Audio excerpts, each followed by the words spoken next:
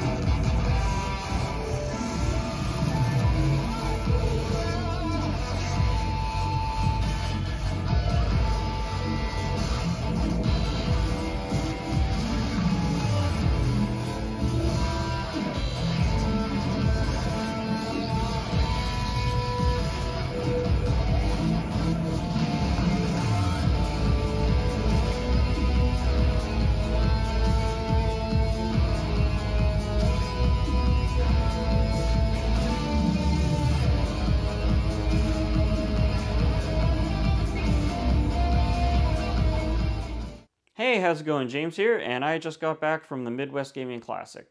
I was a little bit unsure of what to expect. I mean, you read the website and you have an idea what's going to be there, but still never visited the show and the city, and I'm happy to say that it did not disappoint. It was a killer time all around. But anyways, I will do my pickups first now, because I think that's what most people are probably interested in, and then I'll do a short bit of chatter on the travel and the weekend. Starting off, ended up with Spider-Man on the Game Gear, and Mighty Morphin Power Rangers the movie, also on Game Gear. Coming up from that, another Sega game, which is Predator 2. I actually looked this up at the table once the vendor explained what it was. I'm like, okay, you know what? I'm willing to give that a shot. It was like 15 bucks, so into it pretty cheap, and if I dislike it, I can just, sell it off at the next show that I go to. And then this one here was actually free because my luggage was extremely limited in space. So I literally took one meager value title with me, thinking, okay, if I could trade this off because I'm into it for $0, then that's a win for me. So I ended up trading off a copy of Mega Man 64, just a loose card, for one that I surprisingly did not have. That is F-Zero X, and it is in absolutely spectacular shape. Like, I zero complaints on this condition at all. Not yet put it in, but I'm fairly confident that this should hopefully work.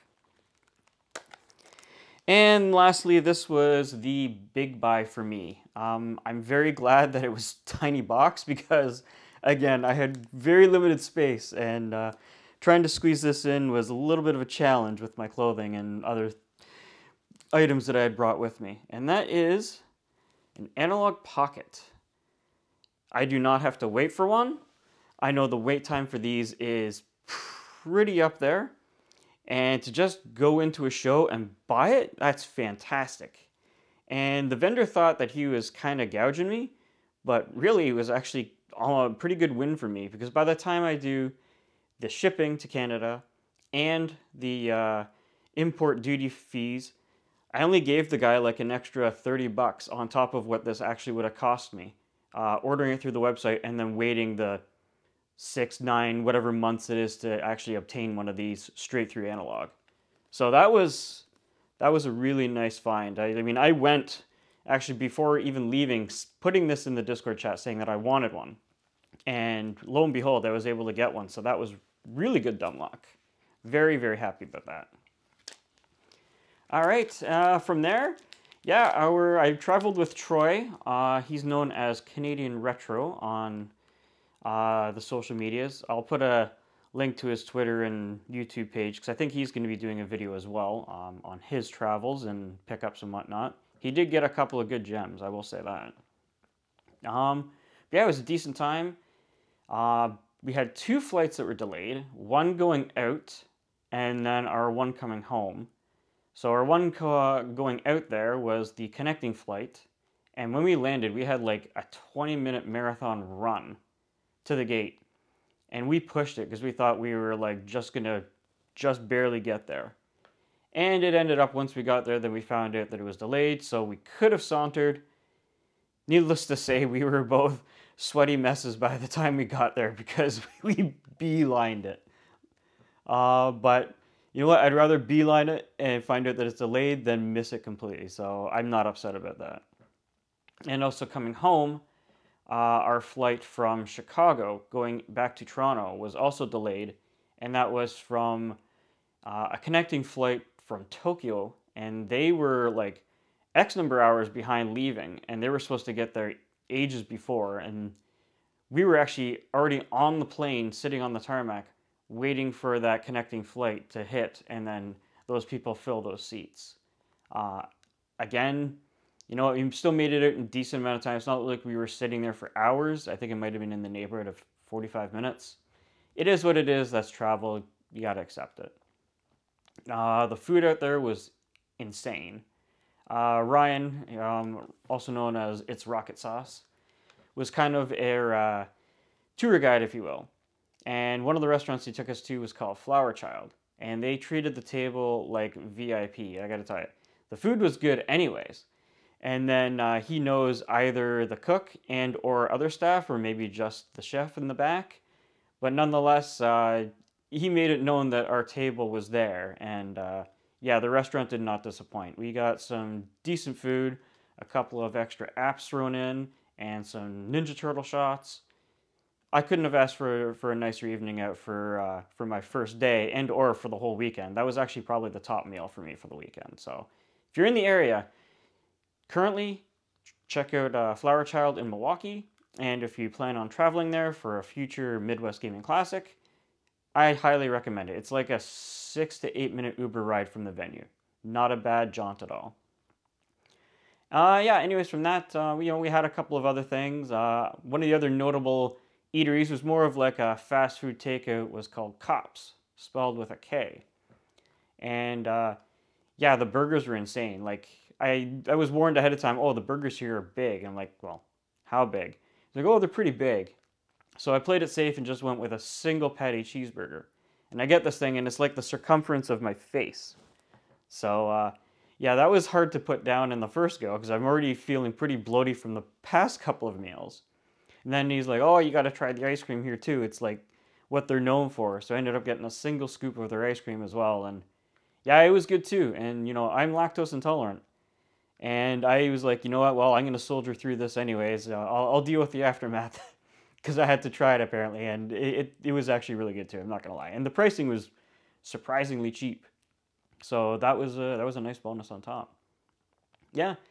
Now this wasn't even like a scheduled stop, but it blew our minds. I think it was called Woodman's. It's like a grocery store out there. It makes our Costco here look like a corner store. It is just mind-bogglingly massive footprint for this store. You go into the front doors, you head into like the produce and bread aisle, and you just try to look to see the other end of the store, and you can't. It's just way off in the distance. You need to get out your binoculars kind of thing. It was a very impressive store. Like, we're just looking around dumbfounded at the actual selection of food that you can get at this place.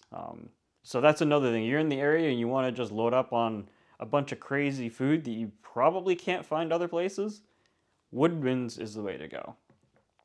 Anyways, yeah, from there, you know, your typical beers and that kind of, side treats, if you will. For me, it's adult side treat.